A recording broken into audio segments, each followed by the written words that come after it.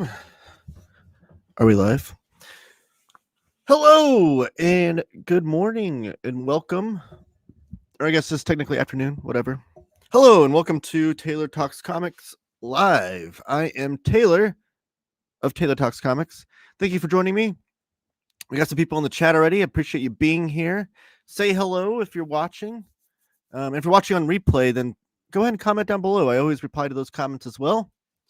And if you want to see any past episodes, you can certainly do so by going to that live tab on the YouTube channel. But this is Taylor Talks Comics Live, where I go over all the comic book news and talk to you guys about it. It's a fun little interactive show we do once a week. Today is a rare Monday episode, and which is important to note. Unfortunately, due to my schedule, I'm not able to do it on the same time, same day every week. But if you don't want to miss any episodes, be sure to subscribe and hit that bell notification icon, and you'll see what time I'm going live every week.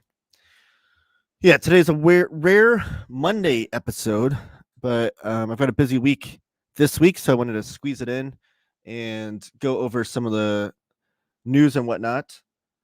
And I just realized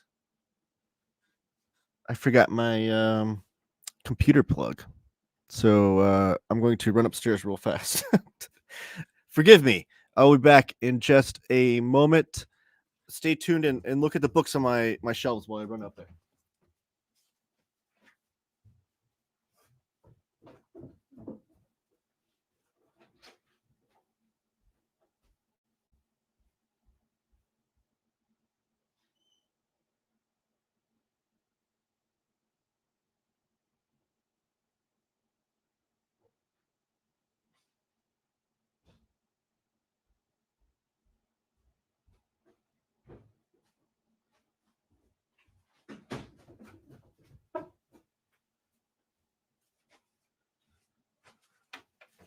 Okay, I'm back. Sorry about that.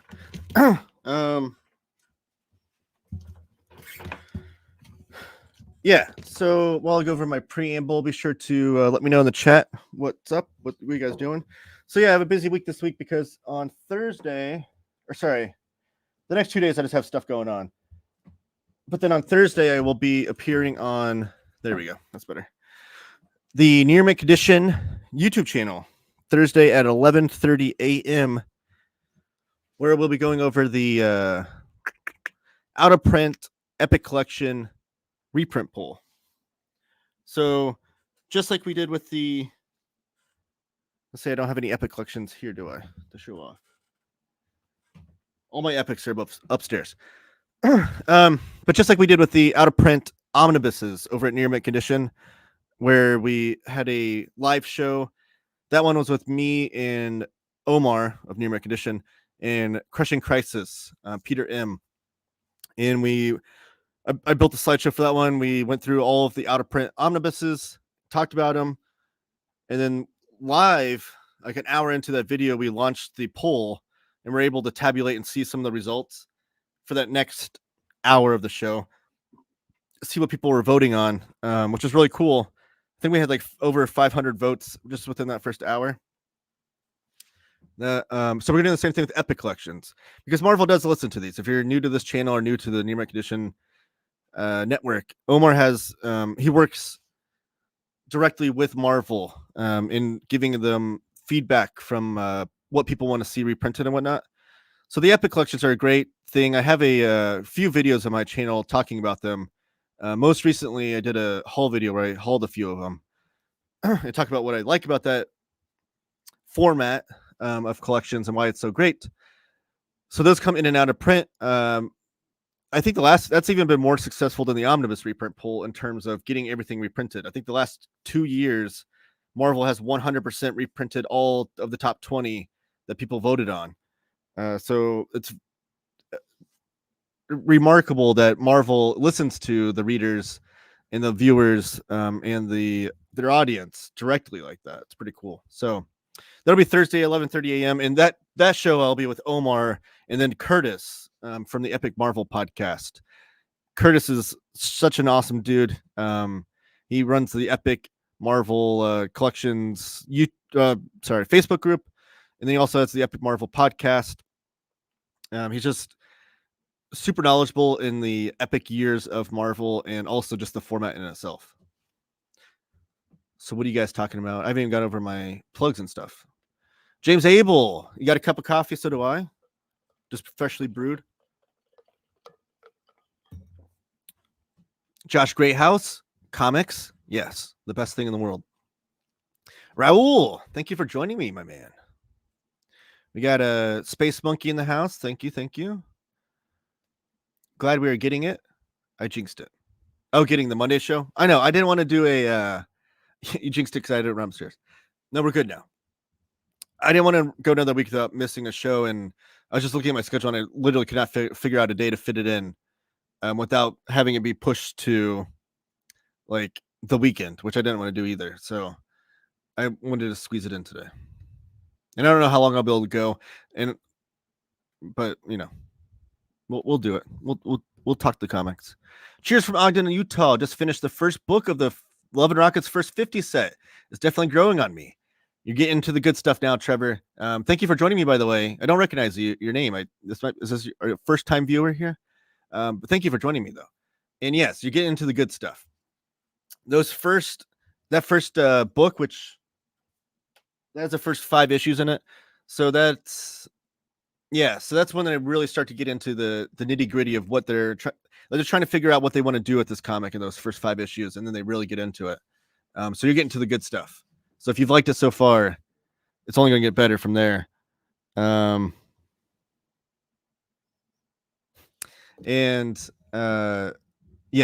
getting to the good stuff. The artwork, though, in those first 5 issues is amazing, especially when you know the ages of the guys and the fact that they didn't do any professional comics before that. Remarkable stuff. But yeah, keep me posted, though. Let me know if you're still digging it after that. Dang, Omar, give us Alf and Nam. We are doing another. So there's gonna be another video. This is like become my thing on Near Make Edition, apparently. Why do I have that in my pocket? So on the 24th, with Peter M, Omar, and possibly another person. I think Omar's asking someone. I don't want to say their name because if they can't do it, I don't want to give them that kind of, whatever. But that video on the 24th will be the Tiger Eyes poll, and that poll is for people's most wanted Marvel omnibuses that don't exist. So it's not a reprint poll. It is like what omnibuses do you wish Marvel would make?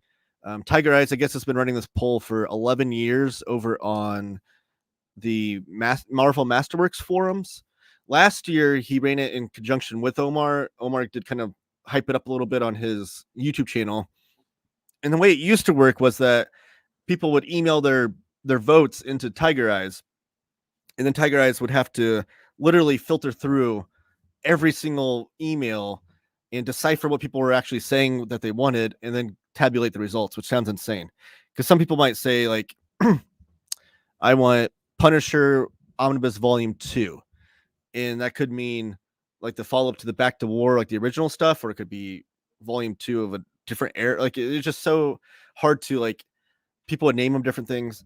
So this year, in the little group that I'm in that's helping put it together, which as far as like putting that together, that poll and the results for that, I think it's a guy named James and Tiger Eyes that are doing all the heavy lifting for that one. But they're trying to make it into a poll that you just vote on. So they're going to kind of take all the results of the last few years, any omnibus that anybody's ever named, and then put it into a poll, and then you'll be able to vote on it. Of course, just with the nature of how Marvel Comics runs, there will still be some omnibuses that won't be in that poll, and still to allow the freedom. I think this is how it's going to work. Correct me. I could be corrected or stand corrected later. But I think how it's going to work is that there'll still be a write-in option, and you can write in an option that's not on the poll, and then that will be added to the poll the following year, I think. Regardless, there's going to be like a bajillion things you could possibly vote on in there. And then Omar will send that to Marvel, I think, just as a cursory, like, hey, this is what people kind of want right now. Look at it if you want. You don't have to. No guarantee on the results of that. Like, as far as like Marvel really does listen to the omnibus reprint poll, and they reprint like 90% of what's voted on that poll. Tiger Eyes poll isn't as successful just because Marvel has their own kind of mission and stuff. It's kind of just more for fun. But that'll be March 24th. I think it's at 2:30 p.m. is when that live show will happen. And I'll build a slideshow for that one too, and we'll kind of do a cool little thing there. But yes, sorry. Back to Josh's point here. That's where you can vote on Alf and and that kind of thing, because there will be an option to put like licensed stuff in there, so like Indiana Jones, Alf, Simpsons comics. I'm trying to think of other licensed properties that would even be a possibility. Maybe some more Aliens versus Predator stuff could be on there. Are there any other licensed comics that I'm leaving out? Stuff that's not owned by other, like, I don't know. I don't know if Gargoyles will like be on there, because Dynamite has the comics license for that now, but it's not like Marvel can't do that down the road. I don't know how that'll work, but it would be fun if we got an Epic line from Marvel Epics. Oh, like the classic Epic illustrate. The trouble with that is that those were all creator owned, so they kind of operated like Image Comics. So all the creators of any of those comics from the Epic line can reprint those wherever and whenever they want. That's why Jim Starlin was able to do like the Dreadstar box set and stuff, even though that started off over at Marvel through the Epic line. So I don't know. It would be a painstaking process because Marvel would have to sign so many contracts for that and get so many creators involved and probably pay out so many royalties. It would probably not be a profitable venture for them, I don't think. I usually catch a show after the fact, but I've watched all of them. Great show. Thank you, Trevor. Okay, well, thank you. See, Trevor's watching on the replay. You can do that too if you're catching me later, able to be here for the first time or whatever. And if you do watch it on the replay, go ahead and comment down below with any of your thoughts on what we talk about. Brian Mangieri. Hey, Brian, I don't recognize your name either. Maybe your first time viewer. Thanks for joining me. I appreciate it. It's always interesting too when I pick different days or times to do the show. It seems like I grab a couple of different viewers too, so it's kind of makes me feel like it's not terribly detrimental to do it at different times and different days. Alf. I would honestly, I'll be curious to see how Alf does on the poll, just because of its kind of cult following of a joke towards Near Mick-ish. It'll be the time to see how serious you guys are about wanting an Alf Omnibus. Walter Simonson, FF is my pick for Tiger Eyes. That'll be one of mine for sure. I'll have a couple of Fantastic Four options on there. One of the ones that I really want. Oh, yeah, here, I do have it.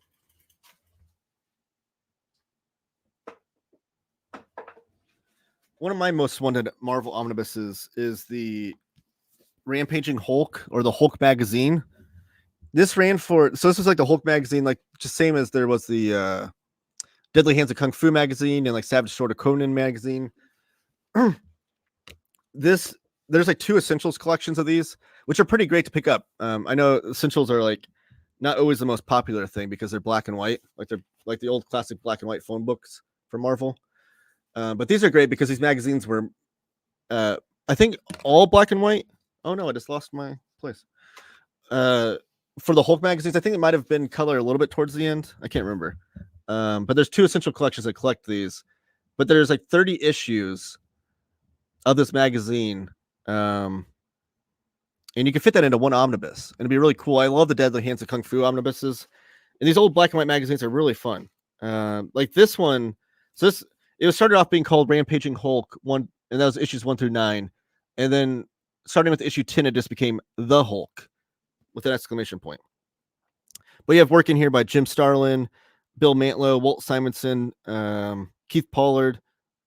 It lists Jim Starlin's name twice. That's interesting.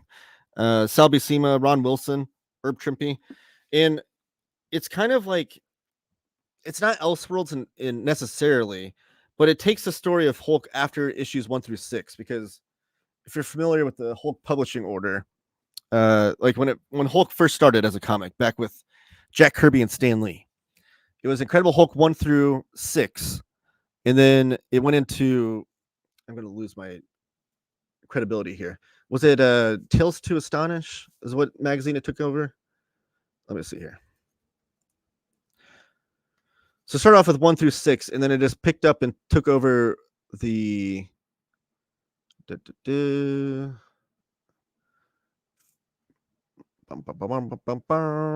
to Astonish. So it's Hulk 1 through 6, and then the 7th issue, the 7th story of Hulk was just Tales to Astonish 59. And that carried all the way over from Tales to Astonish 59 through 101. And then the next issue that was titled Incredible Hulk was 102.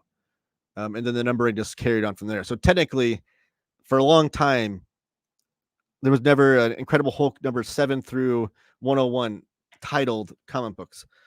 But anyways, so Hulk 1 through 6, this story kind of takes place directly after issue 6 and kind of goes on from there.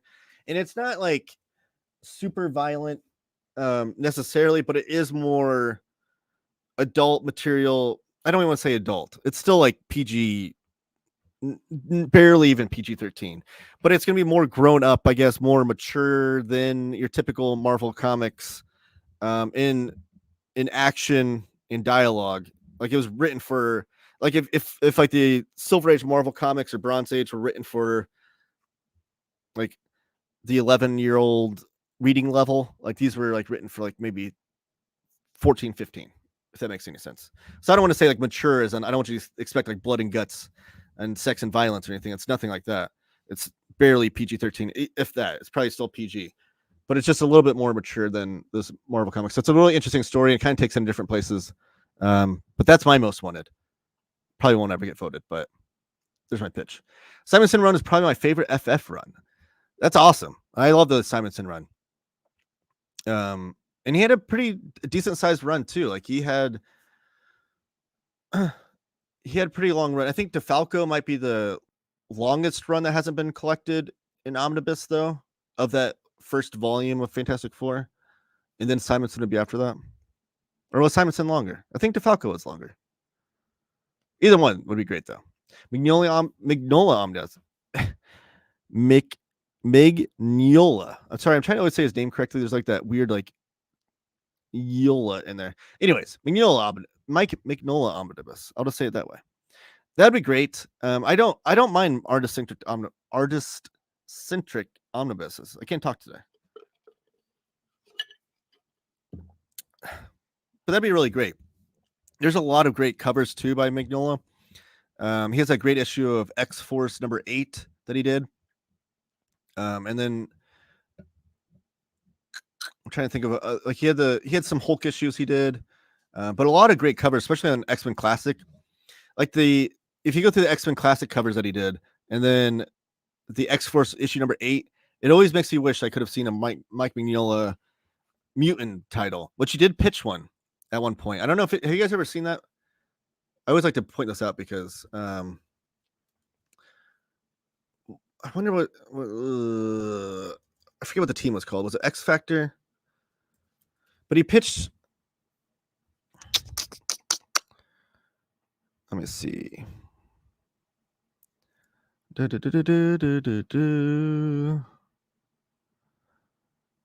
All eras, Marvel Knights. What was the pitch that he had? Was it X Factor? Or I don't think it was X Force. Trying to see. Now I can't find it.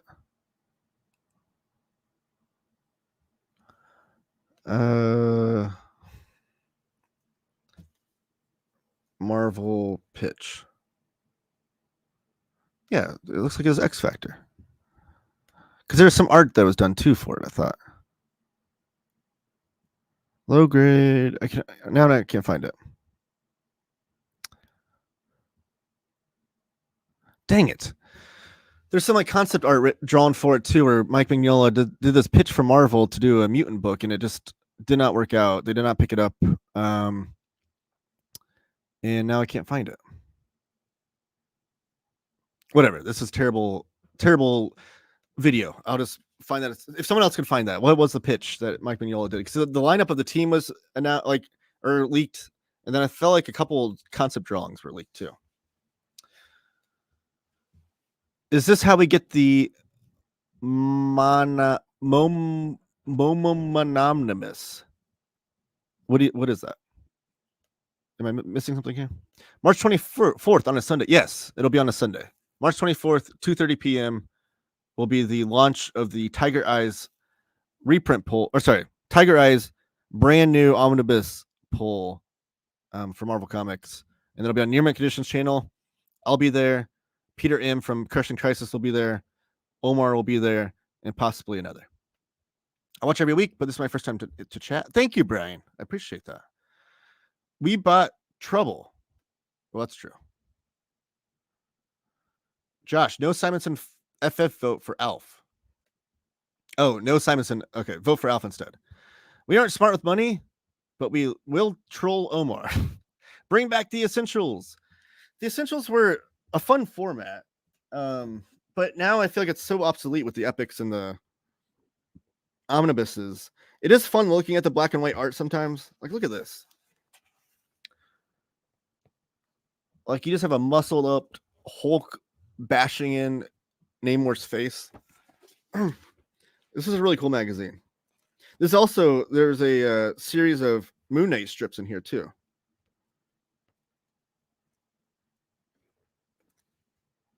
Yeah, but so they're all black and white though. So I don't know. And sometimes the line art would produce really well if Marvel used the scans from it, but then sometimes it's like photocopied over the top of art. It looks like photocopied. I don't know what the process was. So the scans weren't that great, but it was a fun, cheap format though. Hey, I see Dupe. Yes, Dupe is in the background here. Thank you, Elon, for joining me. I'm interested in Dwellings. Could you give me a synopsis and show me some of the interior art, please? Absolutely. And look at this. I have it right next to me. Dwellings is an amazing comic by Jay Stevens. Jeez. Oh, we even have some posters in this one. In a signed art print. Sorry. I backed this on what was I always forget the name of it. Was it Crowdfunder? Anyways, this is Dwellings by Jay Stevens. And it's made to be like a vintage nostalgic homage to the classic Harvey comics. Like, you can see the character designs look very similar to like Casper and trying to see if I have another issue here. Casper and Richie Rich and those kind of classic Harvey comics, but don't be confused because this is not a kid's comic necessarily. This is very much adult horror, but it's done in this classic Harvey style. And I don't know. I know it's getting a trade paperback here soon. I'm not sure if because this is like done on like cheap yellowed newsprint also, which is really cool to add to that Harvey comics effect. So I don't know if the trade paperbacks will be the same way because the trade paperbacks are being put out by Oni Press. This was put out by Black Eye Comics in Canada. Because I believe Jay Stevens is Canadian. Yeah, so it's just like nostalgic Harvey comics, but done for adults that might have read the Harvey comics because it's like very much grown up in its horror and theme. So it's almost like not in the comedic sense, but in the sense of like those classic like Adult Swim cartoons where it took like a nostalgic property and then made it for an adult audience. Like you think like Space Ghost Coast to Ghost, C Lab 2021, Harvey Birdman, Attorney at Law, like those kinds of things where it took like a nostalgic property or nostalgic feeling or look and then made it for a more adult contemporary audience. I'd say that would be my pitch for what he does with Dwellings, but it's really a fun comic. I couldn't recommend it enough. Welcome to the chat, Brian. Yes, everybody welcome Brian and welcome Trevor. Elon, was that enough though for the interiors or do you want to see more? Hey there, Elon. I've been wondering about Dwellings too. I was Jay Stevens fan in the 90s. Yes, I have some of his old 90s stuff too. And he also did a Kickstarter for the Dejects and what was the other one? Jetcat, which was a cartoon that I think was on Nickelodeon, and then he made comics of it afterwards. So I have both of those hardcover collections as well. I think DJX might be down here actually. Do I have it? Let me see.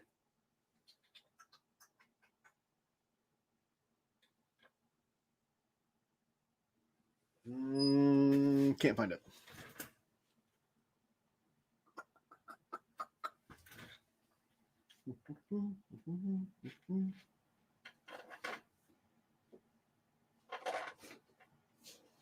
Yeah, I have it somewhere around here though. But Jay Stevens is awesome.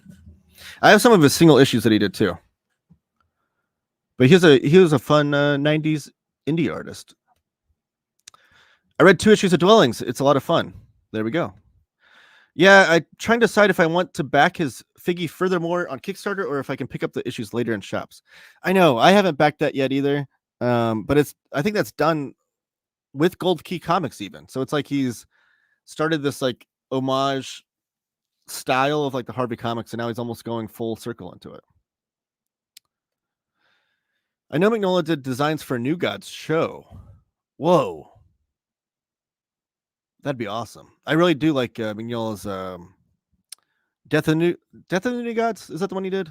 Man, see now I'm put on the spot here. What was the New Gods comic he did? Well, see, I just Googled it and now it's showing me the pitch for the show, which is really cool. But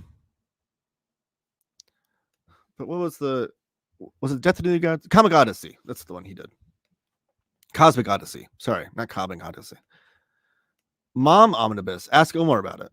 Is it like an omnibus that collects stories about all the mothers of Marvel?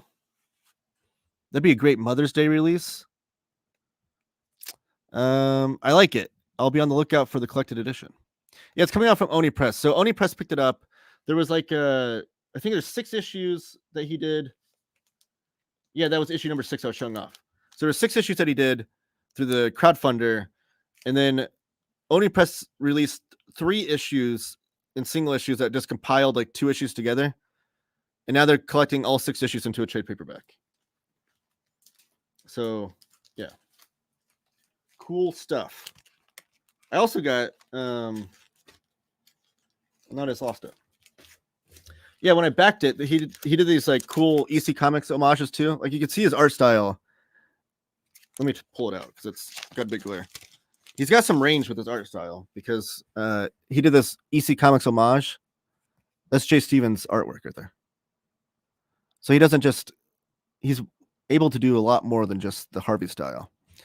But he did these like homage covers. Oh, even came with the art print. And one, like, there's like 6 people in the whole that backed it won this, drawing. And I didn't even know I won the drawing until I got the package in the mail. And then I went back and watched the video where he announced who won. And sure enough, he said my name. Hello, fellow comic book reading friend. Hello, Coley. Brian saying hello to you as well. Elon saying hello to Trevor and Coley. I love the atmosphere here. Everyone's friendly. I love it. Cosmic Odyssey, yes. The Figgy, furthermore, on Kickstarter is pricey. I want to support indie, but not easy. Yeah, it is unfortunate. Sometimes when, especially the crowdfunders, can be expensive.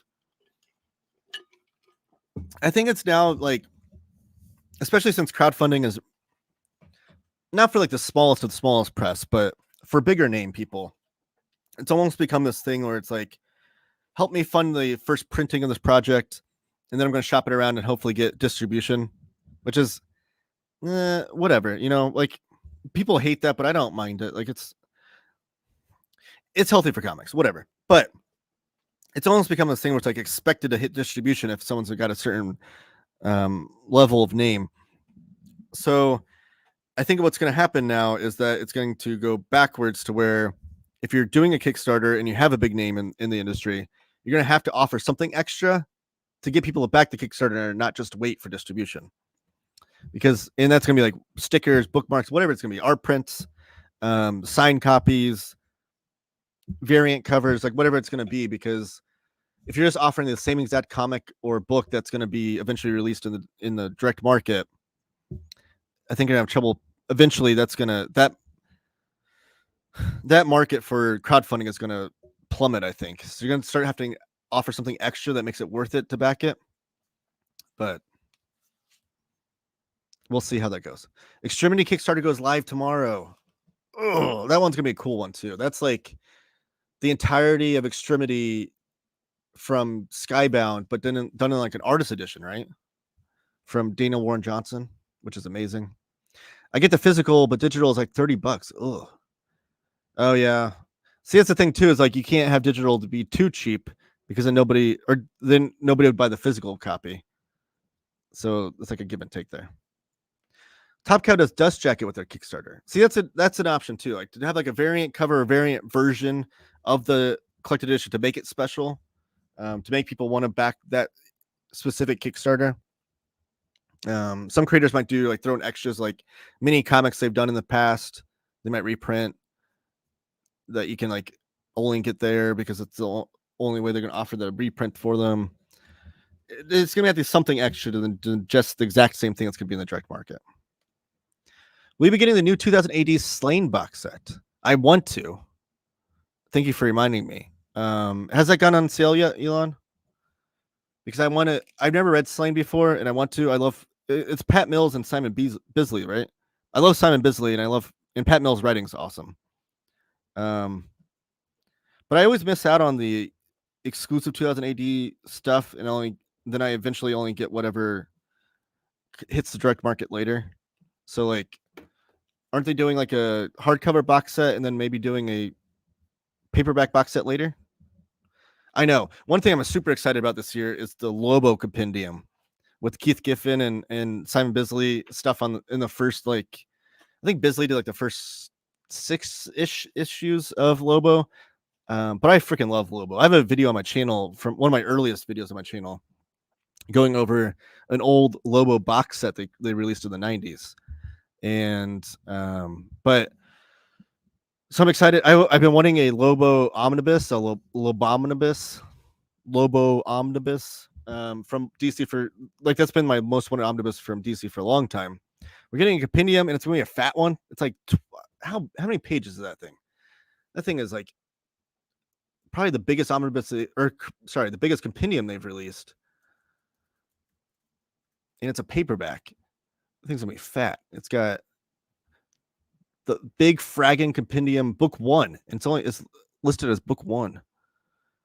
1,256 pages for a paperback. Like that's insane. But it's got the Lobo miniseries 1 through 4, Lobo 0 through 9, Lobo Annual 1 and 2, Lobo Paramilitary Christmas Special number 1, which is amazing. Lobo's Back 1 through 4, Lobo Blazing Chain of Love, Fantaside, bunch of all the miniseries. And then also has the early appearances. So it's like Omega Man number 3, which is his first appearance ever. The Demon 11 through 15, Superman Man of Steel 30, the Lobo Cop parody. Oh, that's amazing. 1,256 pages though for a paperback. That's going to be a thick paperback. Did you get the Poison Elves Kickstarter? I did not. I saw it. It's something I'm interested in, but just not. There's too many things coming out. That should be an omnibus of that size just for the binding. I know. 1,256 pages. I'm interested to see how that is even going to hold up. Because, like, here's this book right here. How many pages is this thing? Yeah, so it's going to be thicker than this. Like, in terms of, like, pages. Like, this is just under 1,200 pages. And it is an oversized, thicker, like, glossy paper. So the paper in the Lobo book will be thinner. So it won't be, like, end up being this thick. But it's this many pages, just about. In a paperback. Like, that's insane. We'll see, though. We'll see. I can't imagine that. I'm sure the spine's going to increase on that thing. I can't imagine it not. Let's get to the first bit of news. I don't have a lot of news to cover this on today's episode, but I do have a few things I wanted to talk about. One thing I've been getting into lately is Godzilla comics. I love kaiju comics anyways, but I just got this a while back and I read it and I'm going to do a video on it, but this is the Godzilla library collection from IDW. And so I'll do a video on this, but one thing that was exciting that I heard news drop just last week was Tom Scioli is doing a Godzilla comic.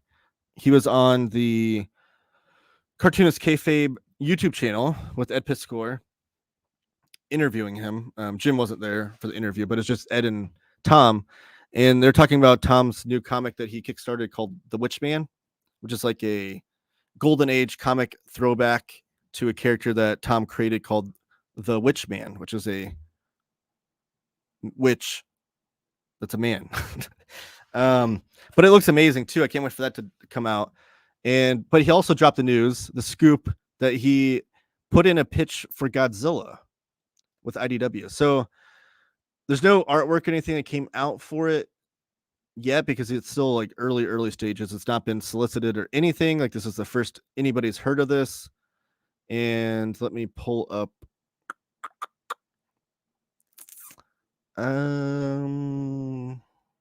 this one right here. So I just want to show off just like what this could look like, or a little sample of what Tom Scioli doing Godzilla could look like. Where am I here? So this is the awesome Godzilla. That's not what I wanted. War for Humanity series that's coming out right now with great work by Jake Smith and writing by Andrew McLean. Check this out when it comes out. Jake Smith's one of my favorite up-and-coming cartoonists. Amazing work for this kid. But this cover, though, is a variant cover by Tom Scioli. It's very much done in the Tom Scioli style. He doesn't ink anything anymore. He only works in colors and pencils, and digitally too. This looks. I'm gonna guess this is more of his digital work because it doesn't look exactly like pencils, but it could be just colored digitally. I don't know, because he does have a style where he like colors. He does pencils, but then he colors it digitally. But he doesn't ink anything anymore, which has created a really cool kind of signature style from him. Tom Scioli did a Fantastic Four Grand Design, which is amazing. He also did Jack Kirby, The Epic Life of the King comics. He did the I Am Stan Lee biography that came out recently. He also has some awesome comics. Where do I do? There we go. Let me see. I know I have some of the stuff. Where is it? I always thought I had it within reach. Oh, you know what? It's actually over here, probably. No, it's not. Oh, here it is.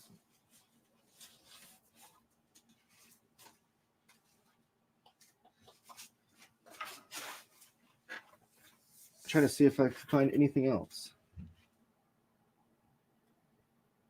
I don't know. Here's one of the ones he did, though. Transformers versus G.I. Joes. This is actually the comic that you see that style. Like the first few issues, he does ink. And then like halfway through, he stops inking everything. And it really bleeds into his signature style he's kind of had from now on. This is an awesome comic. And it's a nice hardcover. Probably it was hard to find anyways even when IDW still had the license for G.I. Joe and Transformers. Now, I don't know if this will ever be reprinted. I hope so, because it's amazing. The pitch for that one was John Barber pitched to Tom Scioli, what do you think about it'll be like Jack Kirby's Sergeant Fury in the Howling Commandos versus Jack Kirby's New Gods, which Tom Scioli is a big Jack Kirby aficionado, if you didn't know. So pitching it to the Tom Scioli doing like a love letter to Sergeant Fury and the Howling Commandos versus New Gods is like such an amazing pitch. And that's really what it boils down to in that comic. And it's a lot of fun. That's when I love Scioli the most, is when he's just like having fun doing whatever the heck he wants. Godland was another great series from him. An American Barbarian might be my favorite from him, but I can't find that book right now. Here's Godland. Oh, there's American Barbarian. Look at that. Back to back. So this is Godland. I think I showed this off on a live video before. But yeah, this is what back when he was still inking his work. This is written by Joe Casey and Tom Scioli doing all the artwork. This is like a monthly comic that he is doing for Image Comics, which is really good. There's 3 of those hardcover Celestial editions. Well, this might be my favorite Scioli work. This is American Barbarian. This came out. It was printed originally by Ad House Comics, which is that logo right there. But then it was reprinted by IDW later. And this started off as a webcomic by Scioli. And then he published it and printed it with Ad House and IDW. But it's totally his like love letter to like Conan the Barbarian / Jack Kirby awesome barbarian comics. Like there's such great touches of like Jack Kirby in there, but also some fun kind of innovative panel layouts and stuff. You can find this book for pretty cheap, I feel like. Whether it be I think IDW did a hardcover and a paperback collection of this. And then this Ad House hardcover might be harder to find, but I think you can still find the paperbacks relatively cheap. But just like fun, like bonkers, wacky, amazing comics. That's how I describe Tom Scioli's comics. There's fun, wacky, and bonkers. He's amazing though. So yes, he's doing Godzilla. There's another thing I want to point out though to you guys is that on his YouTube channel, which is the Total Recall show that he does, which I'm going to try to show this. I don't know how this is going to look on here. Oh wait, add to stage. Okay. Let's see if I can show this without the volume. And then I want to see how that looks. This might be I'm trying something out here. Maybe I can show videos on my live shows. So Tom Scioli has this YouTube channel called Total Recall Show. And he does it with his friend, which his name escapes me at the moment. But they review like movies and comics and stuff, just like pop culture-y stuff. And all right, I just want to set up a second screen so I can see how this views. And one of the things though, one of the more fruitful, like my favorite episodes are the ones where Tom talks about comics and the comics that he works on specifically. Okay, so this is him going through like his pitch to IDW. So originally, I'm trying to see how this shows up on camera. Okay, this is pretty cool. Yeah, I could talk over the top of this video. Okay, look at that technology. So Tom Scioli talked about how he did a pitch for IDW for a Godzilla comic that they turned down. They said no to. I'm assuming what we're looking at here are probably rough thumbnails. Like this probably isn't the actual comic book page that he would finish with. I think he probably just did some roughs, some pages that he did and sent them to him with the pitch. Because this doesn't look like his finished artwork, is what I'm trying to say here. But they turned down this first pitch. They said no to it. So on this video on Total Recall, you can actually watch Tom talk about what that pitch was and the concept art behind it. Try to get some more pages here on camera. Which is really cool. Like you don't always get this kind of content from a creator where they're talking about a failed pitch. Like that's such a cool concept to me, just like kind of the behind the scenes of the industry. So if you haven't already, definitely go subscribe to Total Recall Show. He also does Thor's Days, where every Thursday he does a review of a Thor comic starting from the beginning of Journey into Mystery all the way through. I think he's made it through, I want to say about 40 or 50 issues of Kirby's Thor. And he did New Gods Sundays. I think he just now started Fantastic Four Fridays, where he's doing a issue of Kirby's Fantastic Four every Friday. So just an invaluable amount of information that Tom Scioli offers on this YouTube channel. So you should go check it out. But this video in particular, you get like this failed pitch where he talks about what his idea was, maybe why IDW said no to it. But you don't really see that content. So I wanted to kind of put that on here to let people know what they are missing out on. Show a few more images here. This is a cool thing about Tom too, is like just following him on social media, you can see that he just constantly is drawing on his tablet, working out ideas, and then we might not ever see any of them, but I do wish he put out more comics more frequently because I love his comics so much. But yeah, so that's the Tom Scioli failed Godzilla pitch. But the good news is that he pitched them a second story, and IDW picked it up. So he will be doing an official Godzilla story for IDW. When it will come out, we don't know yet. Custom binding. I actually, a few years ago, I did think about doing a custom binding for Lobo, but I'm so far behind on custom binding. I've got a whole stack of my Master Kung Fu's that I'm trying to custom bind. It's such a long process, and then when you get to the stage of custom binding, the prices have gone up on that. So, as much as I love the idea of custom binding and making your own books, it's just such a slow, expensive process. So I don't know how often I'll be making those. Even Taylor has not read the Jake Smith book, but made me buy it. It's pretty dope. I'm waiting for it to be collected, but Jake Smith is dope. Scioli rules. Read Oh, thank you, Low Hit, for joining me, by the way. Scioli rules. Read FF Grand Design and Adam Star in the Solar Legion.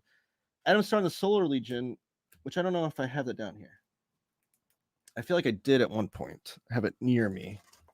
That is actually a Jack Kirby comic, but Tom Scioli remixed it and laid out the panels a little bit. And it was like a DJ remixing an old song almost, but it still has all the original Kirby artwork in there. He did give it a duo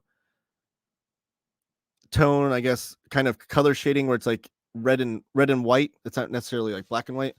So he did kind of affect the art in that way, but it's a really cool, fun idea and a cool way to present old comics. Thursday's Rule, Church of New Gods. Yes. Skatezilla. I meant the compendium custom bound. Oh, see, that'd be easier. But it's going to be glued binding, though. And then when you custom bind it on top of that, I feel like the binding would be really tight. I don't know if it would still have the uplift layout flat kind of thing. Possibly. I don't know. Maybe I'll talk to a custom binder and see. But that would be a lot easier than getting the single issues. That's for sure. So that's Tom Scioli doing Godzilla. We don't know what his actual Godzilla story will look like. The most we know is that it won't be the one that it was a failed pitch, I guess. What else do we have to talk about today? Oh, I do want to go over the there's a few. Last week we went over the Fantagraphics coming soon section. Where's Psycho Cleveland, by the way? Where's Huff Dealey? He's not in here. But there are a few things that they added to it that I want to show off. They haven't posted or presented their new catalog yet, which I'm waiting for. I'm waiting for that new catalog to come out, and then I'll do a video on it separately.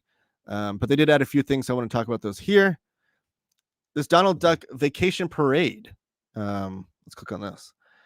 This is going to be a 48-page hardcover kind of European album style release. And it's done by Frederick Bremaud and Federico Bertolucci.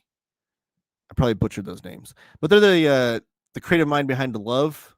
You guys familiar with that comic Love by those guys? Federico.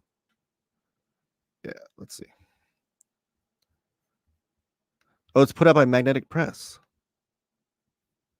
Here, let's do this. So this is like their most famous comic they've done is Love.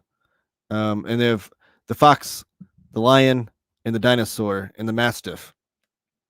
And this is what the covers look like. If you've ever seen these before.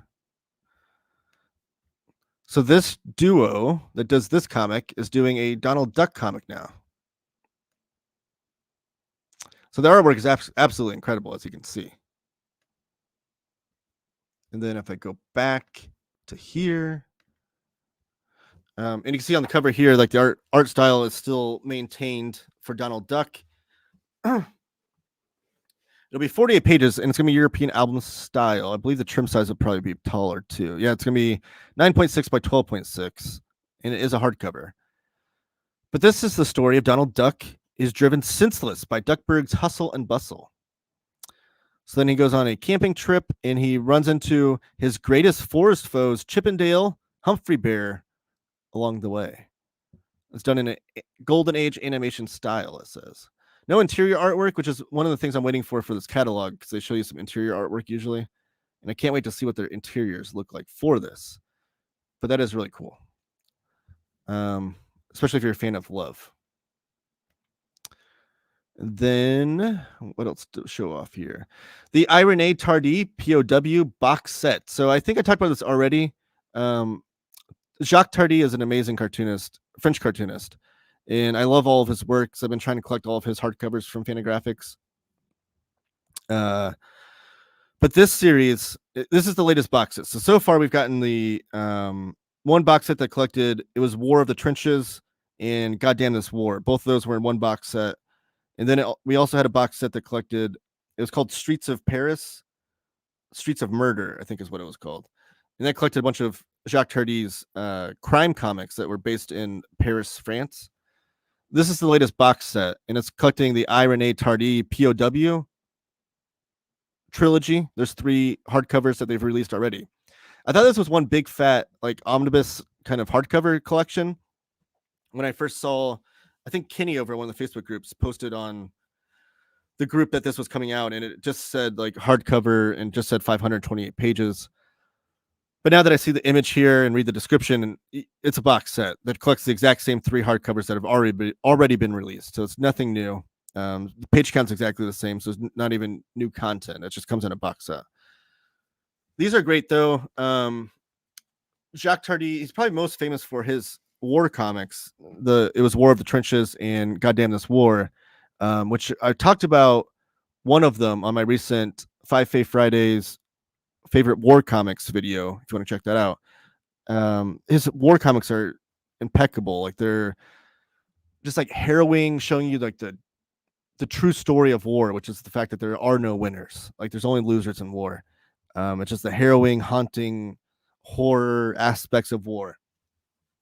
This is, and so if you like those, you'll probably like this. This is a biography of Jacques Tardy's dad, Rene Tardy, and his life as a soldier in World War II.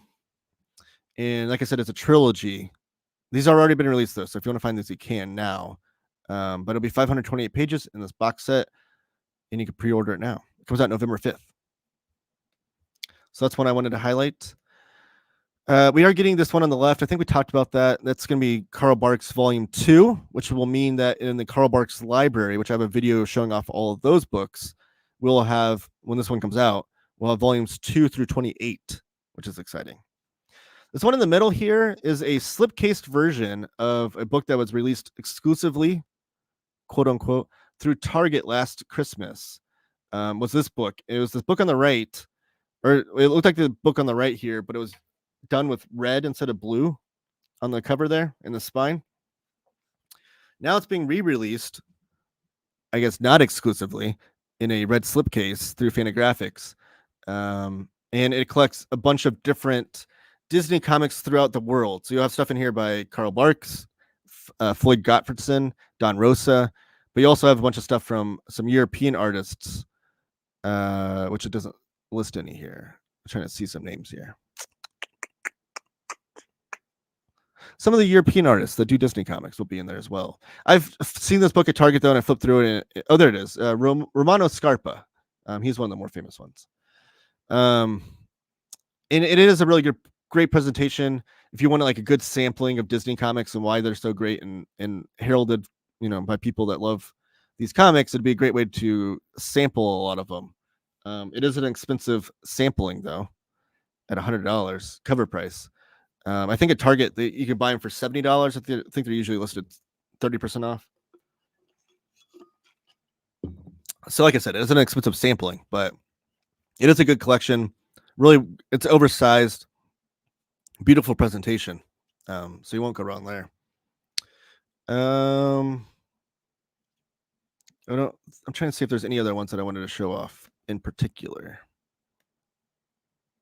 Another collection of Fabulous Furry Freak Brothers, which will give us our 6th volume. So if we go down to, no, where is it? Oh, here it is. So they've been putting these Fantagraphics has been putting these great hardcovers that are like die cut covers. I have some of them actually.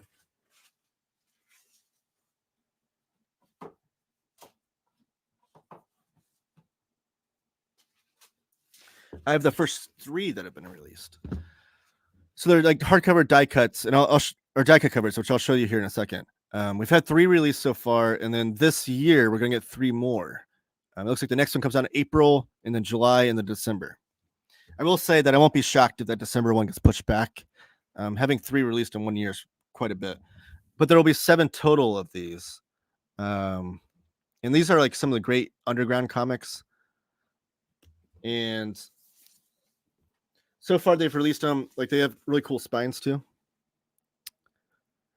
And you can see there, they've released volumes 4, 5, and 6. So they've been releasing them out of order. But I think that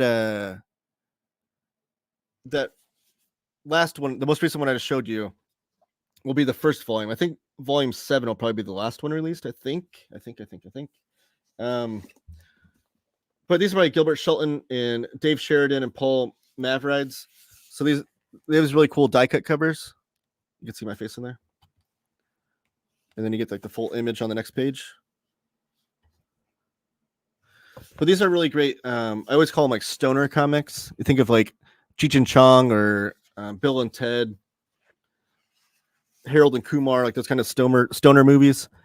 Half Baked. But I feel like these comics are even better than all of those. They're like laugh out loud funny, and they're done in this like super like detailed, like crazy artwork. Oh geez, just like cross-hatching galore, just awesome artwork. So that's volume 4, but when they get to the later volumes, like volume 6 here, which is Idiots Abroad, show you the die cut cover on this one. Cool stuff. They get into color, like full color, which is really cool. I think there's a Fabulous Furry Freak Brothers cartoon out right now too. Don't they always talk about that on the back here? Why's my phone blowing up? Okay. Where is it? Oh yeah. Catch the Freak Brothers animated series starring Woody Harrelson, Pete Davidson, John Goodman, and Tiffany Haddish. Now streaming on Tubi. I've not watched that cartoon. Let me know if you have in the comments or in the chat. I've not read that, but I love those comics. So I'm really excited that we're gonna have 7 really nice. Oh my gosh. Hardcover collections of them to have on my shelf. I always love when you have like a comprehensive collection of a certain series.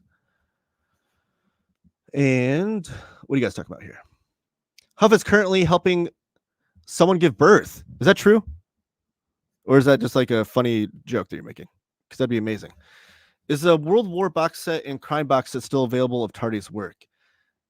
If they're not, the hardcovers that are inside the box sets usually are still in print. Let me see. Good question though.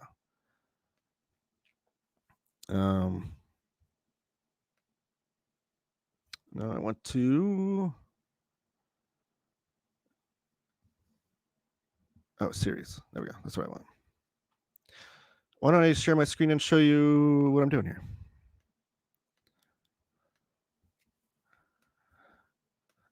So on the Fantagraphics website here, you can see they have everything broken down by series too, if you want to search by series. And I think they have a Tardy section.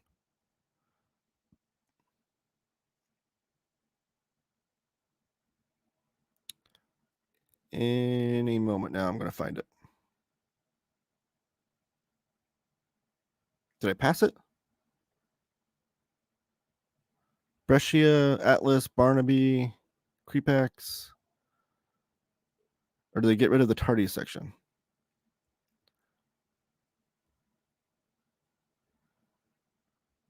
Okay, well then let me just search by Tardy. Genre, classic, underground, artists. And then T. Tardy. All right, so these are all the Jacques Tardy books that Fantagraphics has released so far. And we can see if they're in print or not. So Fantagraphics does give things designations here too. Is this showing up on the screen? Okay. Where it'll say out of stock or out of print. Out of print is usually the scarier one because that just means they aren't likely to reprint it anytime soon. Out of stock just means they're probably going to bring it back to print soon. So here's Streets of Paris, Streets of Murder, Volume 2. That's the second hardcover that's in that box set. And here's the Volume 1 here on the left. The box set here does say it's out of print, which is unfortunate, but you can still get it's the exact same content. You're just missing the slipcase, basically.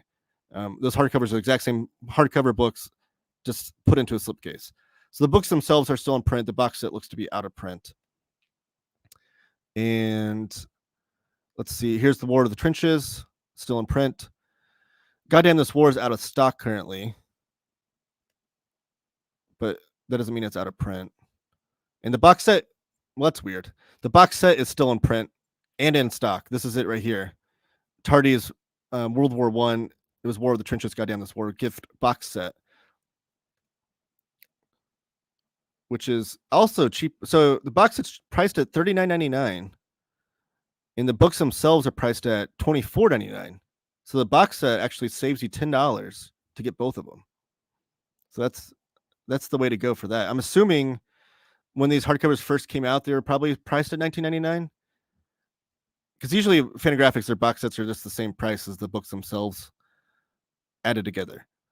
I'm guessing like the latest printing of those books was probably the price got bumped up to $24.99, but the latest printing of this box set probably is still priced at $39.99. So if you want that box set, I'd buy it now because the next printing of that box set will probably be $50, I assume. So the World War I box set still in print. Streets of Murder, Streets of Paris box set not in print, but all those books are still available. If that makes sense. Did you get that Target book? No, I didn't. It's just a little too pricey for me to buy a $70 book that's like a sampler. And especially like all of the Don Rosa and Carl Barks stuff I have already in those library collections. I actually am missing one Don Rosa. I'm missing volume 8 of the Don Rosa library, which I need to track down. Carl Barks, I'm not missing anything. So of that stuff, I already have it. Of the other Floyd Gottfredson, I am missing. I would love to get all those Mickey Mouse books. I don't have the space for them though. So I would love to have some Gottfredson in my collection. And then all the European artists. I have a couple of the Disney Masters box sets, or maybe just one of them. One of them that has a collection of Romana Scarpa stuff. It's just a space thing. I don't have space for all the stuff, so I guess, I don't know. But no, I don't have the book. Did you do a video on Freak Brothers? I didn't, but I should, right? I have 3 books. I can show them off. Maybe I'll hold off around April time when the next one comes out, but I should. They're fun books. They're really funny. Thank you. Gonna go pick that up. You're welcome. Any other news that I wanted to go over? I really think that was it. I was going to go over books that are coming out this week. I guess we can comb through them real fast. Hit some highlights.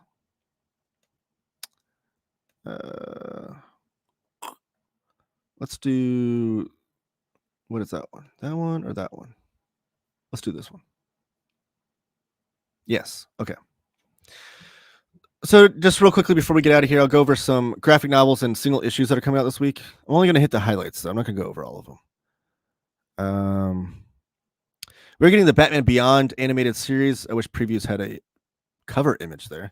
Compendium, which would be cool. That's going to collect 31 issues of Batman Beyond comics. That's when those are the ones that were coming out during the same time as the animated series, not any of the follow-up stuff. And it is peculiar they're doing a compendium for that when they're releasing the Batman Adventures. Omnibus came out last year, and then we already saw the Batman and Robin Adventures. Omnibus is the follow-up to that is coming out this year. So it's kind of peculiar they would do another animated show adaptation, but not doing an omnibus adaptation. Superman Emperor Joker Deluxe Edition's coming out. That was a fun comic I read back in the day. The one I had was the thick trade that had this cover, this white cover. But there will be 2 covers for that. The one over here on the far right is the new cover with new artwork, I think it's McGinnis that did that cover. And then the classic cover there in the bottom left. Marvel, it's got some epic collections coming out. One I'm excited about is a Daredevil Modern Epic Volume 2. That'll be the first Daredevil Modern Epic coming out. Volume 3 will be coming out later this year of that.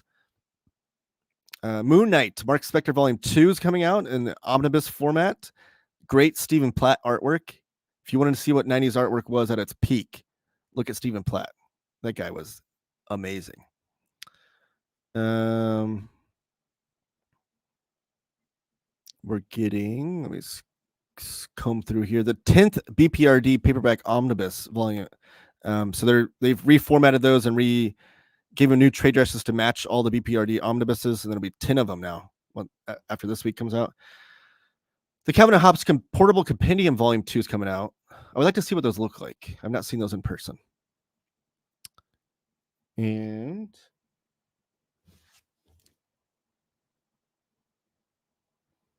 Jason Kelce just retired. Officially announced, breaking news. Jason Kelce, the center for the Philadelphia Eagles, has announced his retirement. Congratulations to him. He had a great career. Fat Cop by Joey Ryan. Let's click on this one. I'm excited for this one to come out. I love Joey Ryan. He's not for everybody. He's definitely a grotesque in his humor, as you can see on the cover here. But this is like a graphic novel he's doing, which is not his usual thing. But this is a adventure of Fat Cop, and I think it has some preview pages in here. Let's check these out. Let me make sure these are showing up on the screen. Yeah, I can see this the greatest, but you probably don't want to see them in great detail anyways because YouTube will kick me off for them. But Johnny Ryan is definitely an acquired taste.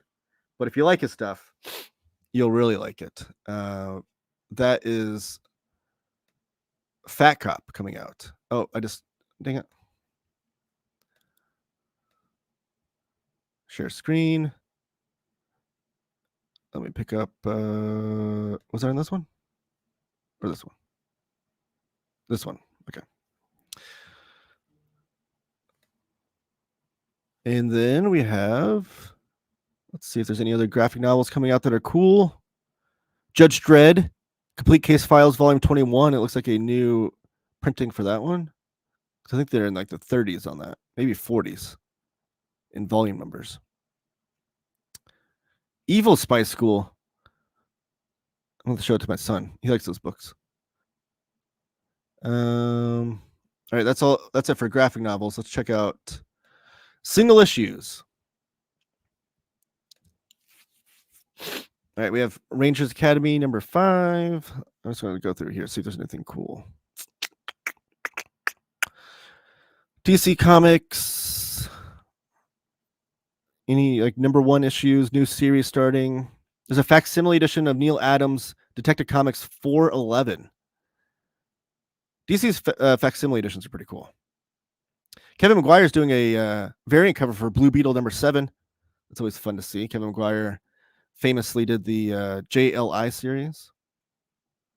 That Chris Samney over here on the right artwork or variant cover for Shazam number 9. That cover looks pretty cool. Superman 78 is on issue number 5 of 6. This is the follow-up series.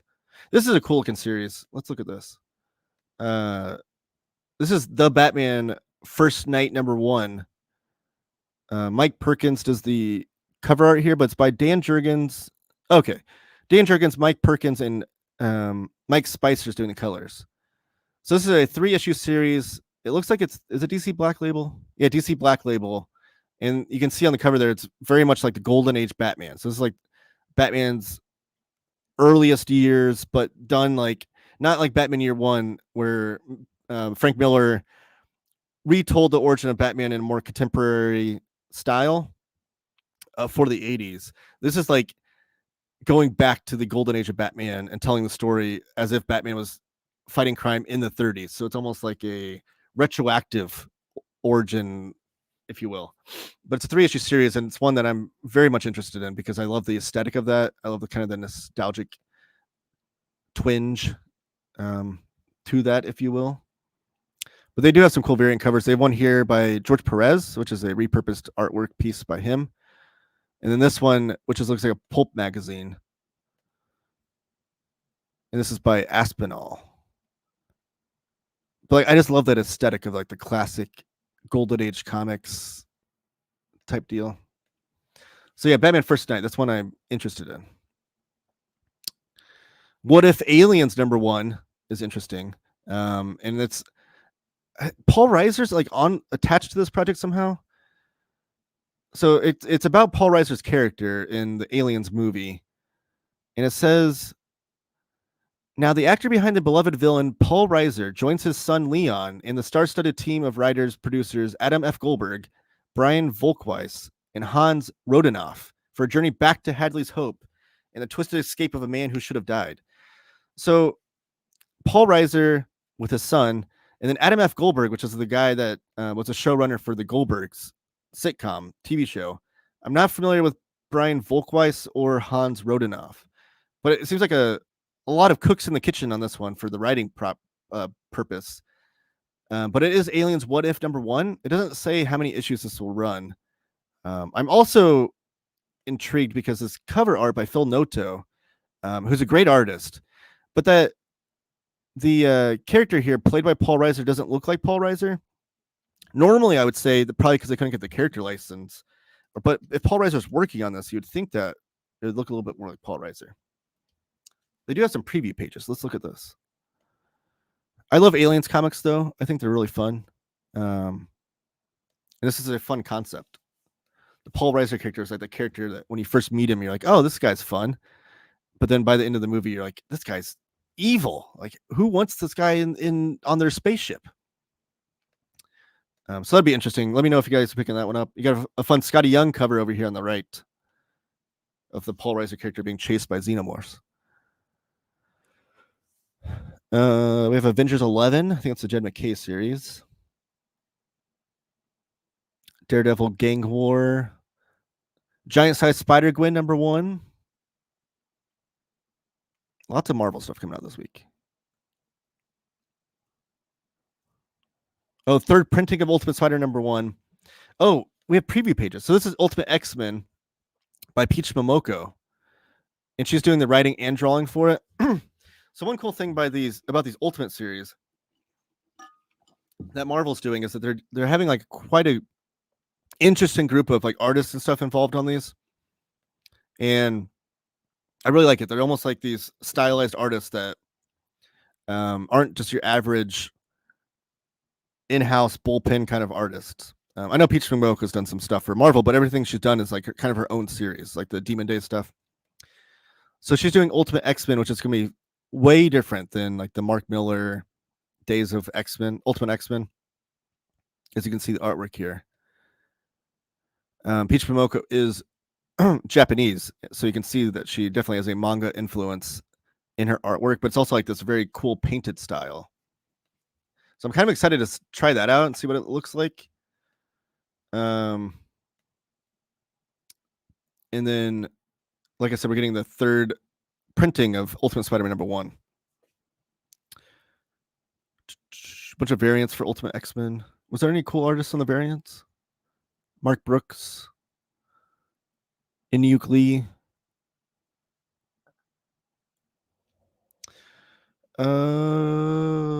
Dynamite's got a Cruella de Vil comic coming out. They've been doing a lot of these Disney villains, which I've been getting a lot of hype, actually. They've been getting quite the buzz. Gargoyles Dark Ages #6. It's pretty cool. And let me see if there's anything cool here in the indie section. Stop me if you see something really cool. Godzilla Best of Destroya #1. I think this might be it.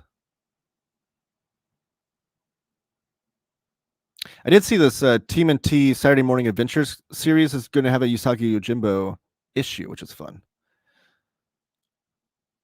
Oh, The Last Ronin Series 2 Re-Evolution #1 is coming out this week. It's like the follow-up series to The Last Ronin, which was a massive commercial success for IDW. So I'm not surprised that they are squeezing all the juice they can out of that series. Oh, well, that's interesting, Elon. All right, let's get to your comments here. Do you get that? Okay. Please do. I'm on the fence with stoners. Okay, I'll do a video on. I have so many videos people have asked for that I need to catch up on. I'm trying to do those this week. I have to do my Alejandro Jodorowsky video showing off all his books. I have Fabulous Furry Freak Buzz, which I might hold off on that one, Josh, a little bit closer to when the next volume comes out. And then Godzilla Library Collection I still need to do. I have some review copies for Organic Price books I still need to review. So, yeah, I'm expected to do a lot of those. I need to do a lot of those this week. My Fat Cup is on the way. Awesome, Brian. You're a fan? Okay. I thank you for joining me, because now I get to understand your taste in comics, and we get to have a little conversation about it. I like it. I knew Taylor would pick up Fat Cup. See, you're learning my taste now. The Golf looks interesting. Oh, yeah, that was one of the ones on there, too, that I saw. It looks like some fun. I'm interested in Ultimate X-Men. Me too. Momoko is Peach in Japanese. Interesting. So her name is Peach Peach? I know it's not like her birth name, but Peach Momoko is a really cool name in its own right. But that's awesome. The Fog is a story following the film by John Carpenter. Oh, that's interesting. You also need to do a video on Bang the Ballad of the Tiger Volume 1. You're right. I do need to do that. And in my Cartoonist You Should Know video, and I still have one by Jasper Krentz. He's a cartoonist that sent me some comics as well. So I need to catch up on that as well. Thank you, James, for reminding me of that. Yes, she's Peach Peach. All right, so while I go to my plugs before I get out of here, go ahead and fill it in the chat with any more comments or questions. I'll get to those after my plugs. But the aforementioned Organic Price books, I have a promo code for them. I didn't even have this scrolling on the thing. I need to do that. If you shop at Organic Price Books, the best place to buy your comics and graphic novels, use the promo code Taylor Talks Comics. That's all one word. Taylor Talks Comics, and I'll save $2 off of every order. If you plan on putting a bigger order in with organicpricebooks.com, use my other promo code. That one's going to be TTC Ship It Together. That TTC stands for Taylor Talks Comics. So it'll be TTC Ship It Together, all one word. And they'll save you 5% off your order. That's if you're ordering 4 or more books. If you want to email me for any show ideas, comic book news topics, comic books you want me to cover, etc., you can email me at taylortalkspodcasts@gmail.com. That's taylortalkspodcasts@gmail.com. All my other social media and stuff's down in the description below, including those promo codes if you need to go back and reference them. Twitter, I'm at TM Talks Comics. Instagram, I'm at Taylor Talks Comics. TikTok, I'm at Taylor Talks Comics. Make sure you like this video, subscribe if you haven't already. Comment down below if you're watching the replay. I always reply to my comments. I like talking about comics in the comments. And then also stay tuned this Thursday on the Near Mint Condition channel, 11:30 a.m. I'll be on live with Omar and Curtis of the Epic Marvel podcast, going over the Marvel Epic Collections out of print reprint poll. Will be this Thursday at 11:30 a.m. Oh, James Abel I got a Discord notification. Can I have dupe? No, he's mine. I fought hard for that dupe. I don't even know why I have that, honestly, because it's supposed to be a free comic book day release. I don't know why the place that Jess Bragg and I got it from sold them early, but I'm glad I have it. I was afraid I wasn't going to be able to get it. Well, in the same boat. Josh, I wonder if that place... I'll look. I wonder if that place still has them on sale. I'll let you know, though. Thank you guys for joining me. Thank you guys for watching. I'll be back next week for a live show. Maybe I should tell you what day that will be before I cut out the stream.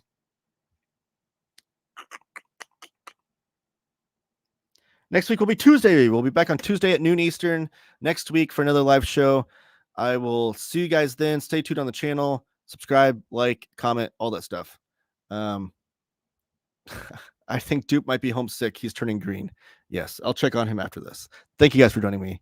See you next week.